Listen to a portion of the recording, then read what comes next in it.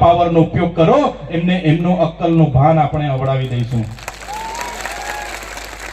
ત્યારે સાથીઓ, એક બાજુ આપણા દેશના વડાપ્રધાન મોદીજી દરેક દેશોમાં જાય અને દેશોમાં મોટી મોટી વાત કરે. मैं उस देश से आ रहा हूं जहां सभी लोग एक पेड़ मां के नाम ની વાત કરે છે ને વડાપ્રધાન. એક પેડ રોપીને કરોડો રૂપિયા એના પોસ્ટરો લગાડવામાં આવે છે, અબજો રૂપિયાના પ્રચાર પ્રસાર કરવામાં આવે છે. એક પેડ માં કે નામના નામે આપણને ગુમરાહ કરે છે અને આખા જંગલો એમના ઉદ્યોગપતિ મિત્રોને આપી દે છે.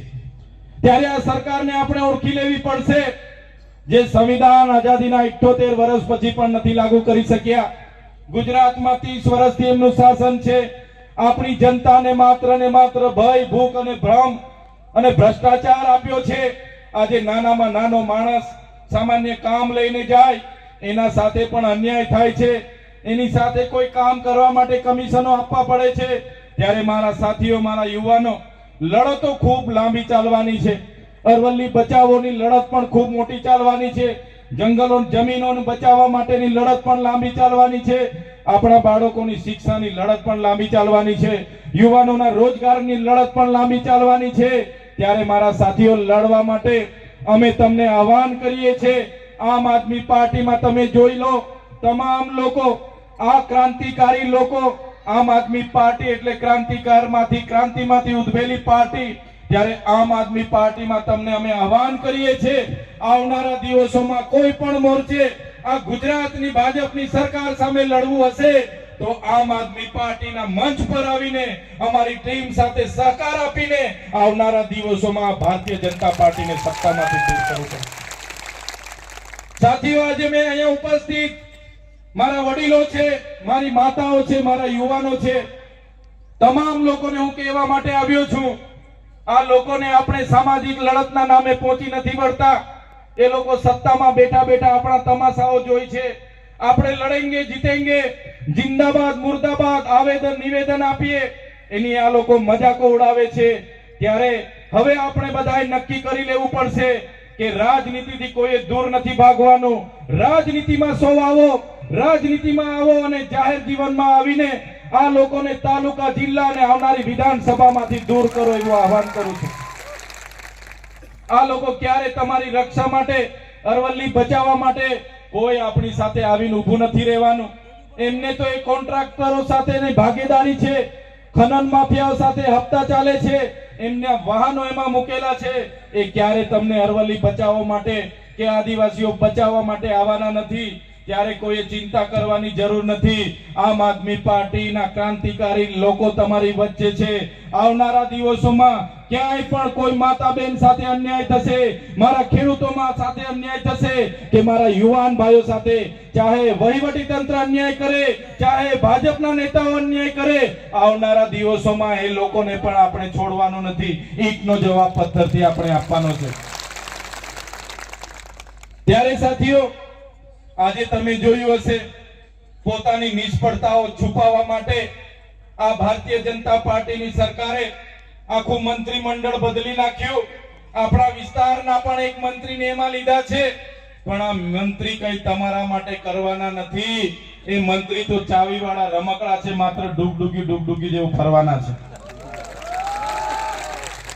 એ મંત્રી તમારા કોઈના કામ કરવા માટે તમને મળવાના નથી. એમના આકાઓ દિલ્હીમાં બેઠા છે. થોડી ઘણી સરકાર દિલ્હીથી ચાલે છે, થોડી ઘણી સરકાર અધિકારીઓથી ચાલે છે. અને હું તો કહેવા માંગુ છું, આ લોકોએ મંત્રીમંડળ આખું બદલ્યું એમનો વિરોધ પાડવા માટે, એમનો વિરોધ શાંત કરવા માટે. પણ એ સરકાર ભલે મંત્રીમંડળ બદલે, એનાથી આપણને ફેર પડતો નથી. આપણે બધાએ 2027માં આખી સરકાર બદલી કાઢવાની છે. આખી સરકાર બદલી કાઢીશું. ત્યારે આજે તમને શું લાગે છે? આ સરકાર ચાલે છે, કોઈ સરકાર ભરકાર ચાલતી નથી. આજે તો દિલ્હીથી બધું ચાલે છે અને સરકારમાં રહેલા મંત્રીઓ એ સર્કસની જેમ ત્યાં પોતાનું પાત્ર નિભાવે છે. કોઈ સરકાર ચાલતી નથી.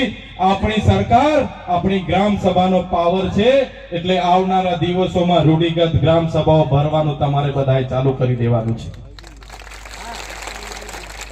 ત્યારે સાથીઓ, અંબાજીના લોકો માટે અમે બોલીએ. ગયા વર્ષે પોસીના માટે ત્યાંના લોકોની જમીનો છીનવાઈ ગઈ, ઘરો તોડી નાખ્યા, એના માટે લડ્યા. ગુજરાતમાં નર્મદાના કેવડિયા માટે લડવાનું હોય, નર્મદાના વિસ્થાપિતો માટે લડવાનું હોય. મનરેગા યોજનાના ભ્રષ્ટાચારો ઉજાગર કર્યા, નલ સે જલ યોજનાના ભ્રષ્ટાચારો આપણે ઉજાગર કર્યા. આપણા યુવાનોને શિષ્યવૃત્તિ નહોતી મળતી, સરકાર સામે લડીને ફ્રીશીપ કાર્ડ ચાલુ કરાવ્યા, સરકાર સામે લડીને પોસ્ટ મેટ્રિક શિષ્યવૃત્તિ ચાલુ કરાવી, એમના તાઇફાઓને ઉજાગર કર્યા. ત્યારે આ સરકારને ગમતું નથી. તમે જોયું હશે, હમણાં એક સામાન્ય ન્યાય જેવા કેસમાં મને એરેસ્ટ કરી લેવામાં આવ્યો. મને બળજબરીપૂર્વક મીટિંગમાં બોલાવ્યો. મીટિંગમાં બોલાવીને મારી સાથે માથાકૂટ કરી. ભાજપના લોકોએ માથાકૂટ કરીને પોલીસ બોલાવીને તાત્કાલિક તમારા ધારાસભ્યને, તમારા દીકરાને પકડી લેવામાં આવ્યો. મને કોઈ પણ મામલતદાર ડેડિયાપાડાની કોર્ટમાં રજૂ કરવામાં ન આવ્યો.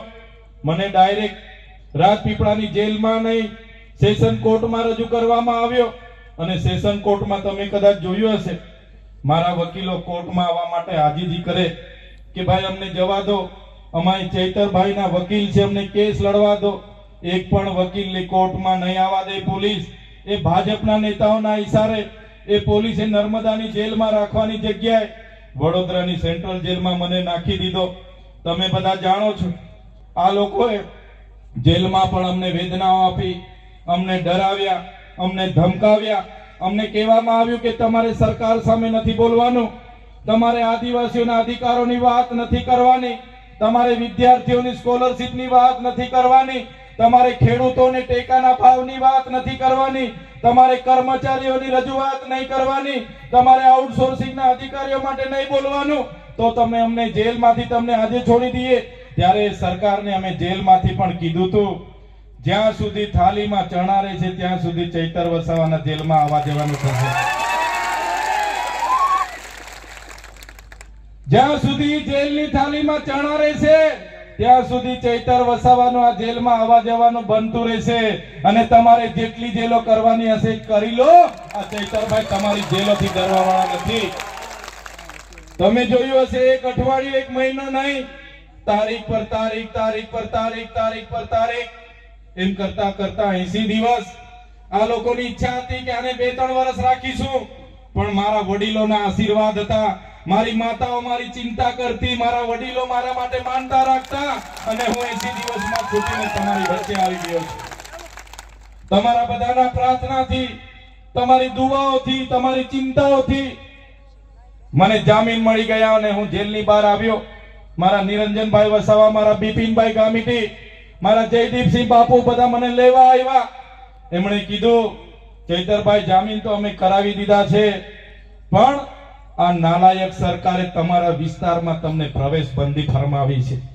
તમે વિચાર કરો સાથીઓ, જે ડેડિયાપાડા સાગબારાના લોકોએ મને આટલી નાની ઉંમરમાં મને ધારાસભ્ય બનાવ્યો અને એમના કામ માટે મારું ત્યાં કાર્યાલય પણ છે, ત્યાં એમના કામ નહીં કરી શકું, એમના સુખમાં ને દુઃખમાં ઉભો રહી નહીં શકું, એમના ઘરે જઈ નહીં શકું, ત્યાં મારું ગામ છે, મારું ઘર છે, મારો પરિવાર છે, એમને મળી નહીં શકું. એના માટે આ સરકાર મારા વિસ્તારમાં મને જવા નથી દેતી.